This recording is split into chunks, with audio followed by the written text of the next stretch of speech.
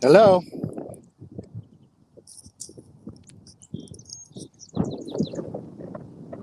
Hello, everyone.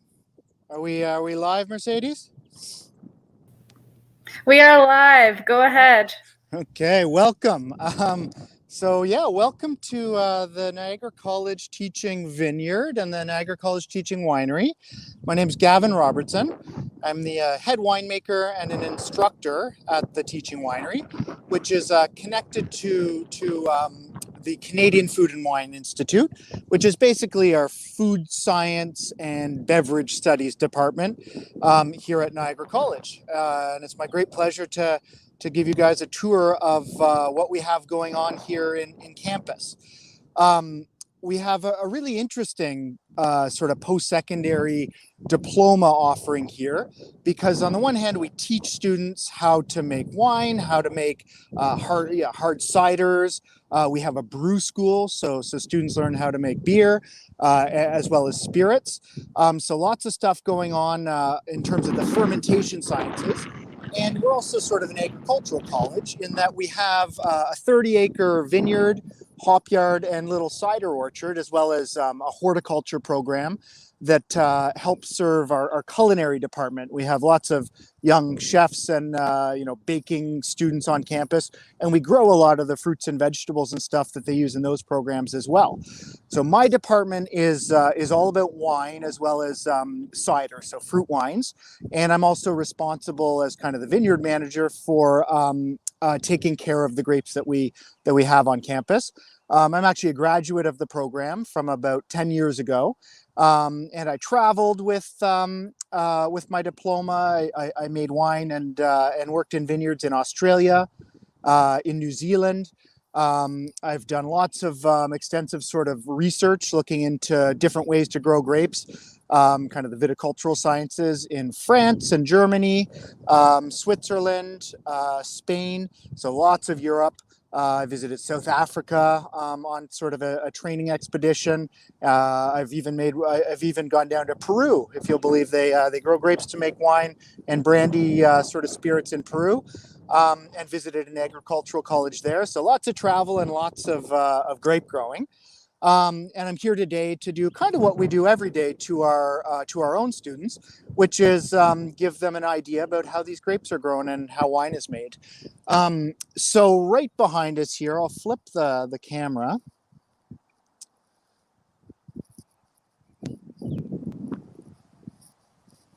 I'll just let it go live here. So it looks like it's thinking. So I'll sort of hold the camera up high, and this is one of my favorite blocks of grapes that we have on campus. This is about 8 acres of Chardonnay growing. You can see behind kind of the tree-lined hill there. That's the Niagara Escarpment. So we're located right in Niagara-on-the-Lake, sort of on the cusp of Niagara-on-the-Lake and St. Catharines, at the base of the escarpment, just a few kilometers away from Lake Ontario. And you can see the hop yard in the distance there. And if you had really good eyesight, you could look 9 or 10 kilometers and see the lakeshore and Lake Ontario. And if you kept looking another 55 kilometers from the edge of the lake, you'd see the city of Toronto. So what's notable about this location, the Niagara Peninsula, for growing these wine grapes, which come from a single species of grape that comes from Europe originally, is that they like it a little warmer than what most of Canada can offer. But the Niagara Peninsula is a little bit warmer. And that's because we're located to the south of Lake Ontario, and because of this Niagara Escarpment, this little hill that kind of rims the growing lands of Niagara. The logic to this is that in winter, when we have lots of cold air moving down from the North Pole, it tends to warm up a little bit over that big lake that's giving off the heat that it picked up throughout the summer, and it warms the air up just enough that the wine grapes tend to survive. And I'm just going to switch my camera back here as I walk back towards the winery. so you can see my my face.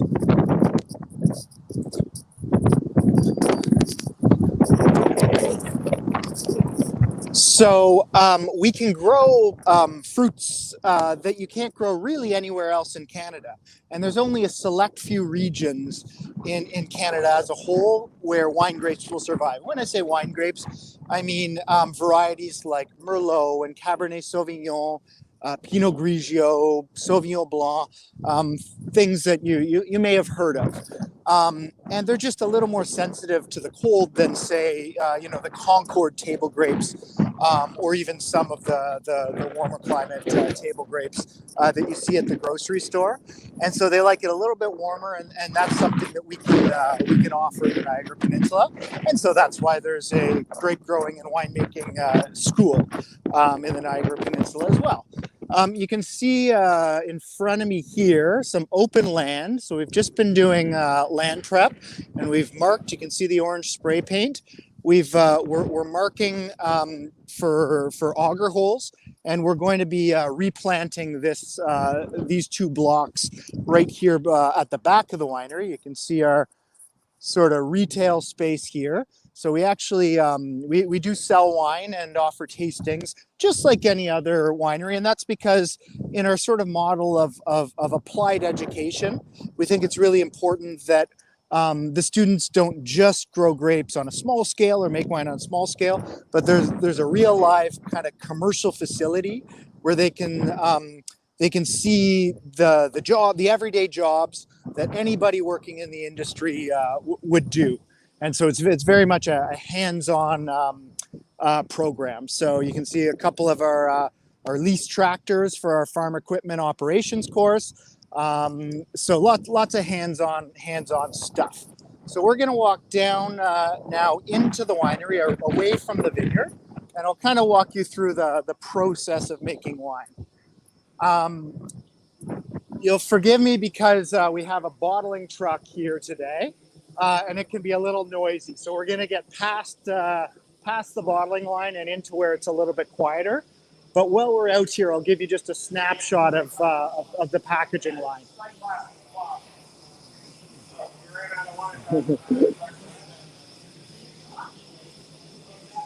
And you can see lots of our 2020 vintage going to bottle today. And so here we are in the teaching winery. So I'm going to flip my camera again to give you an idea about the cellar, the building that the wine's actually made. So where we walked in is sort of an outdoor covered area, and that's called the crush pad in the wine industry. And it's called the crush pad because the first part of processing at harvest, and the grapes are harvested typically starting in late August through September and October, and occasionally into early November, although that's pretty late. You can see lots of equipment sort of sitting here, not doing much this time of year. These are like the presses and crusher destemmers that we use to separate the grape berries from their stems and then press out the juice so that we can work with the juice itself. And then usually the pumice, we call it, the skins and seeds and stems will go to the compost heap, and eventually they'll get integrated back into the vineyard. Inside, we take that pressed juice and we pump it into all these stainless steel tanks. You can see through like the red wine hoses. We have lots of different types of pumps that we use depending on the application and the quality parameters and that sort of thing. And the juice will go there. We'll usually cold settle it to get out a lot of like the solids, a lot of the really heavy parts of the juice. And then we do something called racking, which is basically separating the more clear juice from the top of the tank and pumping it to another tank. We'll usually do that cold to make sure that a spontaneous or wild fermentation doesn't happen, because that can cause spoilage. And we're not in the business of making vinegar. We're in the business of making wine. So I'm just going to flip my camera back again.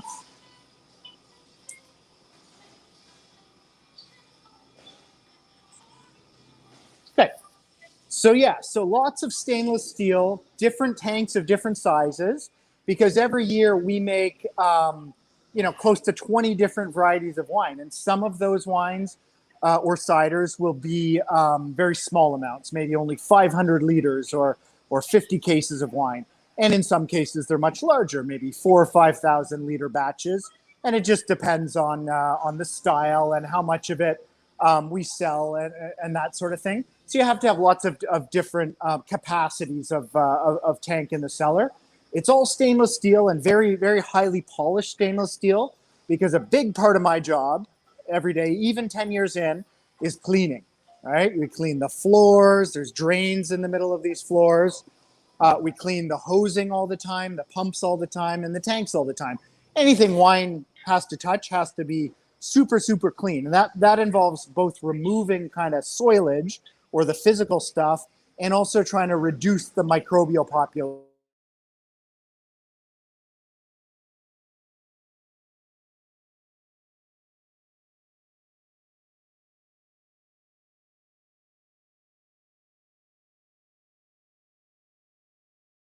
Necessarily want fermenting our grape juice. What we do want to ferment our grape juice with are selected known yeast strains. So that if any of you bake or your parents bake, you know that sometimes you'll add a yeast to a bread and it produces CO2 gas bubbles and it makes it nice and puffy and delicious. Sort of the same idea with winemaking or brewing. We're adding a kind of yeast that will convert the sugars into ethanol and produce a bunch of really delicious flavors. And so it's an important sort of part of the winemaking job is to pick the right yeast strain for the right kind of grape juice, because you can really influence the final flavor and make something delicious that everybody wants to taste. So much of the job is about discouraging the bad microbes, the bad little invisible bugs that are out there in nature by cleaning, basically, and encouraging the good ones, because at the end of the day, they're the ones that are kind of making the wine or cider for us. So yeah, lots of different tanks here, and I'm going to take you back into our barrel cellar as well. You can see cider cans here that are waiting to be filled. It's the summer season, so not just grape wines, but other fruit wines have become really popular in Ontario. So we make lots of apple cider. And again, we have a small cider apple orchard right here on campus. And we also bring in some apples from local farmers in Niagara and as far up as Elmira, depending on the season, to get the right varieties. So if you look behind me here, we have lots and lots of barrels. Right? And these are generally oak barrels, although this one here is actually from acacia wood, from French acacia. So it doesn't have to be oak, but the standard wood that we use to ferment and store and age wine in the wine industry remains oak. And from just a couple different species, basically white oak species. There's a couple in Europe and a couple in North America. And the advantage to oak when it comes to storing wine is that, first of all, they're relatively light while being very, very strong as well, and watertight, which of course is really important. And also the flavors they contribute to the wine tend to be attractive. So you get kind of like vanilla and cinnamon and clove just from toasted oak.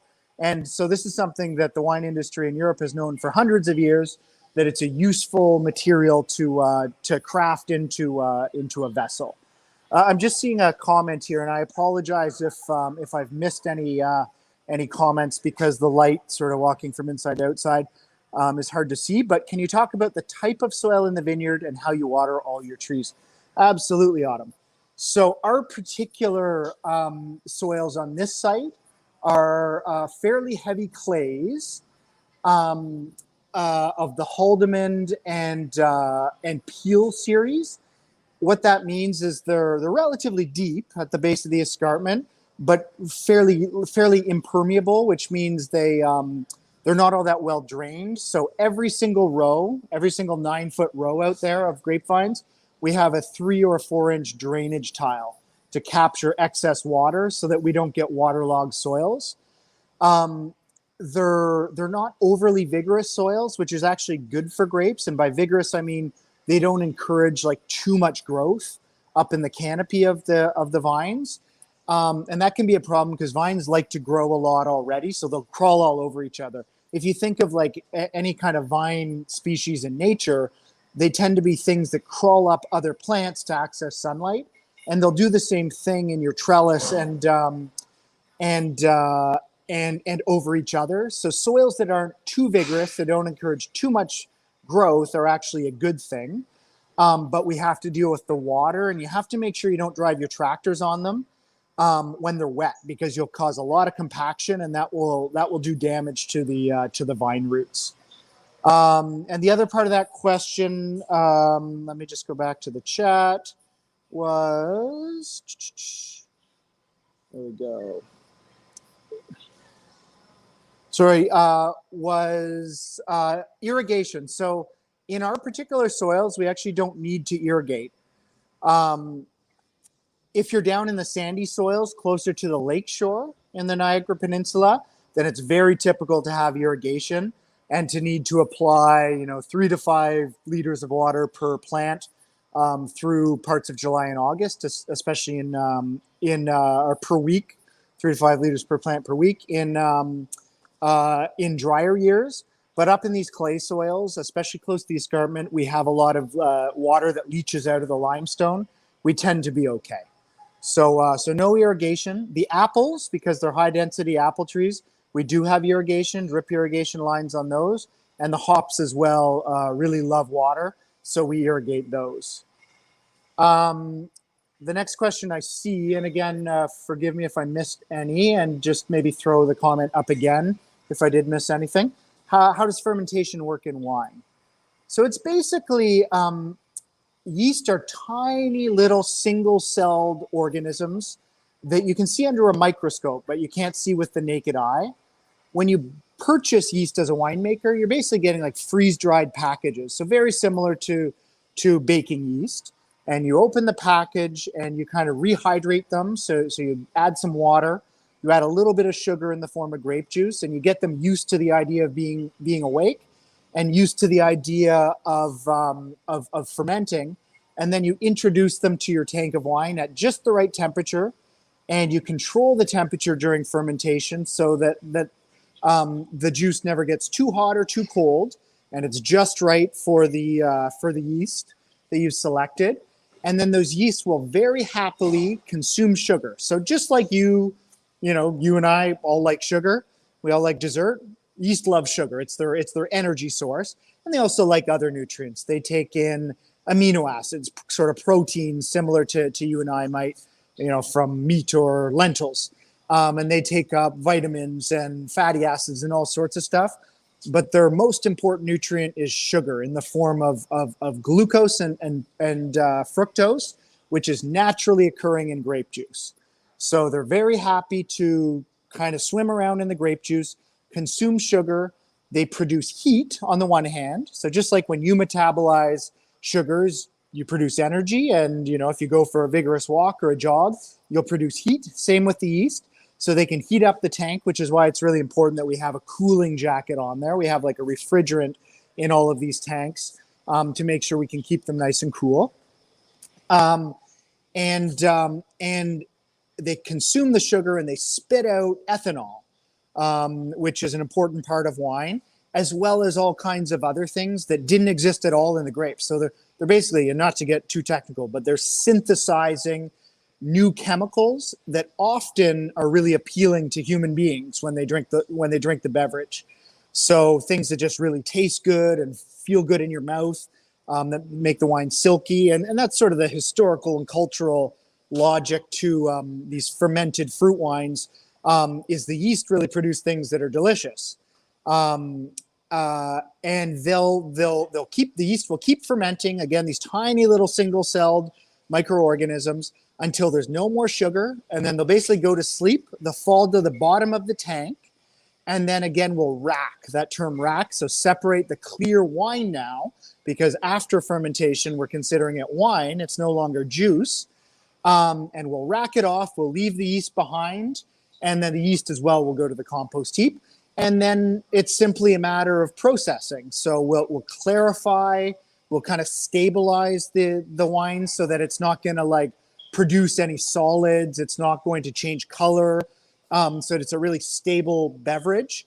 And then we'll filter it. And we have lots of different types of filters we use in wineries. We have things called plate and frame pad filters. We have really high-tech filters like this cross-flow filter here. And this is like a series of pressure chambers, and there's a membrane in there. The wine passes across the membrane, and it filters out all the solid stuff and sends it one direction, and it sends the clean wine another direction. And then when we're really happy with the quality of the wine, maybe we've done some blending, then we're ready for this bottling line, this big truck that pulls up to the winery, which you can see right in front of me. And we load our glass in, we plug the tank of wine into the truck, and there's a whole bunch of specialized equipment right there on the truck that does the bottling work. And you can see our cellar hands there filling boxes, stacking cases, and new bottles of wine coming off the line and ready for the shelf. What do you add to the wine to stabilize it? Good question. So there's a couple different types of stability that we're most concerned with in wine. Grape juice in wine, when it's young, likes to shed little crystals. And you guys might be even familiar with what these things are. They're cream of tartar crystals or potassium bitartrate crystals. And it's just a natural chemical reaction between one of the acids that's in the wine, one of the things that makes grape juice in wine a bit tart or sour. Just like when you bite into an apple or a raspberry, there's both sweet stuff and there's sour stuff. Grape juice has the sweet stuff, the sugar, and also the sour stuff, the acids. One of those acids, tartaric acid, likes to combine with potassium, which is just a naturally occurring mineral in the wine, and form these little crystals. And normally in the cellar, that's not really a big deal because they'll just stick to the side of the tank, and when we filter, they'll be left behind. The problem with those crystals is if they form in bottle, and the customer comes to the winery and buys it and takes it home, and they pour it into their glass, then they think that there's something foreign in the glass, and they'll return the bottle. So what winemakers do to stabilize that wine, and by stabilize, I really just mean make it stable so nothing will change too quickly in bottle, so that the consumer is getting a consistent product, is we chill our tanks down really, really cold, and we force those crystals to form in the tank. And then when we filter, there's no more potassium and there's no more tartaric acid that want to bind together. So the little crystals never form in bottle. So that's one way, and that's just a really simple way of stabilizing. The other stabilization that's important in winemaking is something called protein stabilization.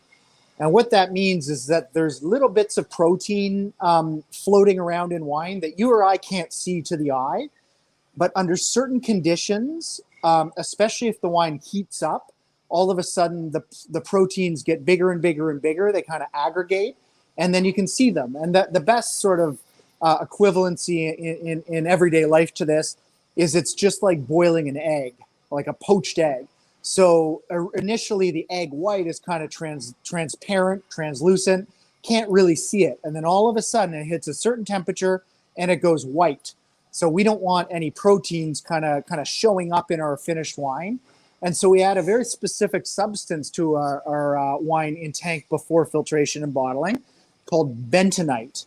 And it's actually really interesting because it's a natural product that you dig out of the ground. It's a clay named after a place in Wyoming, Fort Benton, so bentonite, and we add it to the wine and it attracts all the proteins that happen to be in the wine, so that then it falls to the bottom of the tank, we rack and filter, and the proteins aren't there anymore. So it's the same sort of idea as cold stabilization. You get rid of the thing that causes the instability, early on, and then it can't cause the instability in them.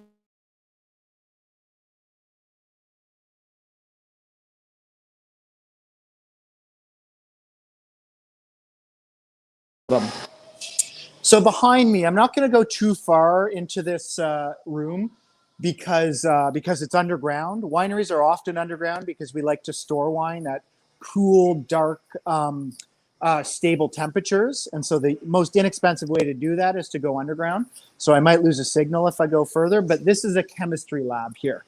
And I see the question. I'll get to it in 1 second. So an important element of both our training and my everyday winemaking is chemistry and microbiology. We've talked about the microbiology a little bit already, in that we're managing yeast and bacteria every day when we're making wine. And so you have to kind of understand how those microbes behave so you can control the conditions around which they're active in the winery. There's also lots of chemistry. So I will test for the amount of sugar in my grape juice, because that's going to tell me how much alcohol, for instance, will be produced after fermentation. I'll test for the amount of acidity, the amount of tartaric acid and malic acid and citric acid in my grape juice and wine. I'll test the pH of the wine, and any number of other things, the degree, the amount of color absorption. So how dark a red wine is. That's something you can actually quantify and put a number on and test for. And so that's what sort of, every winery is going to have a chem lab like this, that our students will be proficient in by the end of their 2-year diploma, and that I use every day of my life. Because on the one hand, winemaking remains a bit of an art. You have to have a palate. You have to be able to taste what good quality is and guide your grapes and apples towards a certain style. On the other hand, the numbers, the science part is really important for maintaining good quality assurance and quality control and consistent product. So great question. What high school courses should students take to help prepare them for a viticulture or similar program? So the sciences are always going to help. So biology, chemistry, physics to a lesser degree probably, although certainly that never hurts. If you want to get into distillation, which is when you take an already fermented product and you further concentrating it by putting it through some sort of still, which separates off water and concentrates the remaining stuff. So it's how brandies and cognacs are made from wine, gins and vodkas and products like that. They're all distilled spirits. There's actually a lot of physics involved in how that distillation process works. So that's a good one. Math is always your friend, both in the vineyard, certainly. You need everyday math when it comes to mixing your sprays and laying out your plantings. You just need to have a really good head for math. In the winery, you're using percent concentrations of certain products. You're working between different units of measurement when you purchase products from the States or from Europe. So you just have to have a good head for math. And then there's also, like any job in any small or medium-sized business, and a lot of wineries in Ontario are small and medium-sized businesses with just a few kind of larger international, kind of multinational businesses operating. You're going to inevitably have to correspond with other departments in the winery. So with your marketing department and your accounting department, with management, with your retail side. And so good communications, both written and oral communication, is important too. So, I like to think that what I like about this job so much is that it changes with the season. So in the middle of February, I'm out in the vineyard and I'm pruning all the time. So I'm out there in the dormant season and we're doing our dormant pruning. And then in spring, I'm doing a lot of bottling. And then in summer, I'm out there in the vineyard during the active growing season, managing the canopy and managing diseases and weeds and all sorts of things like that. And then harvest for 2.5 months, it's just craziness. It's 18-hour days, harvesting grapes, processing grapes, fermentations. It's sort of like, it's like this fun, adrenaline-filled, crazy time of year, just like harvest in any other agricultural industry. Because when the fruit's ready to come off, it's ready to come off. And then it slows down again towards Christmas and you enter pruning season again. And what's neat about that is you're always doing something different. So it's really stimulating. And you go to trade shows and educational conferences and stuff like that. So you stay at the top of your game, keep your knowledge up.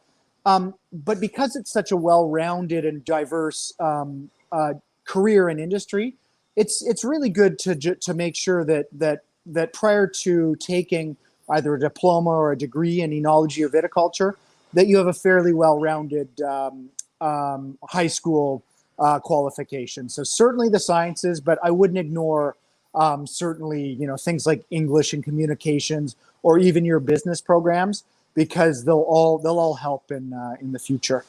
But you can't go wrong with math, chemistry, and biology, I'd say. What is the hardest work for wine growing? Harvest is the most physical, the longest hours, the most kind of crazy. I would say the vineyard side, of course, you're steadily in the elements, right? So when it's 35 degrees in August, you got to still be out there. And when it's minus 25 in January, you got to still be out there, although you try not to be out there too much. But when the ice wine crop has to come off and we're picking the grapes as frozen berries, you got to get out there and pick, and it might be minus 15. So, there's a certain robustness, I think, required to working out in the vineyard.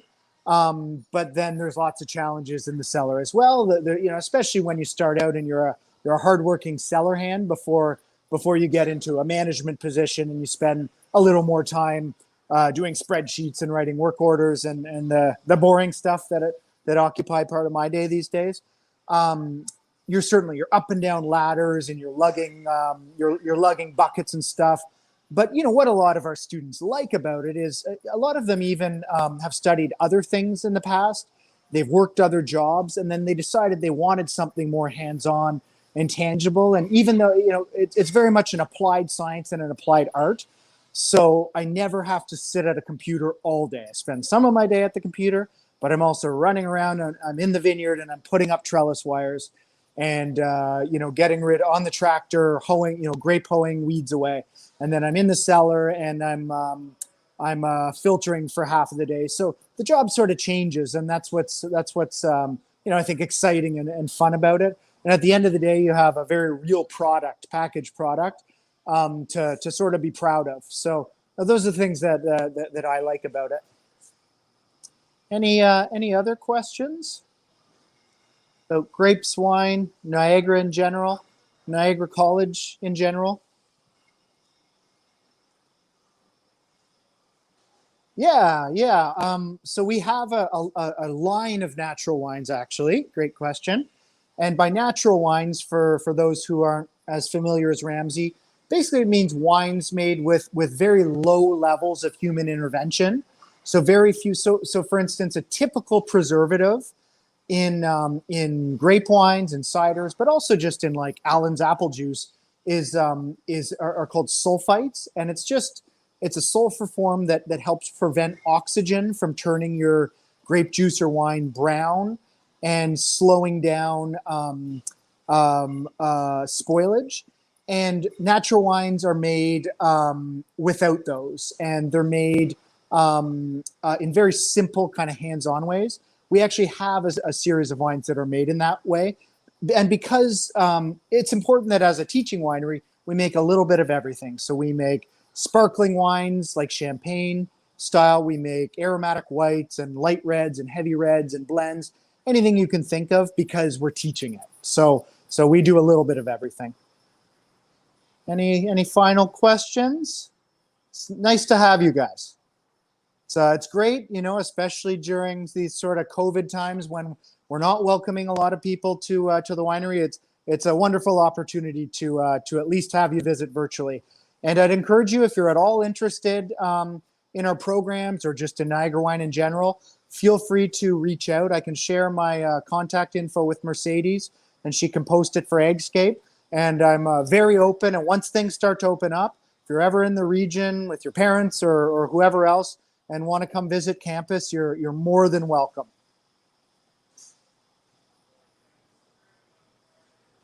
Thanks so much, guys. All the best, and cheers, and enjoy the beautiful summer weather.